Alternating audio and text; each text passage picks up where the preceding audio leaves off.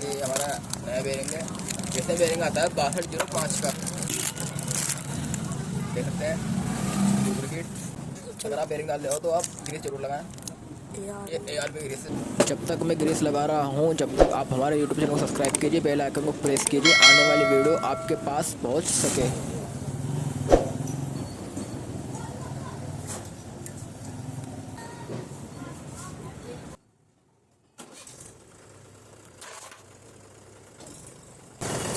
bearing फिर इसको easily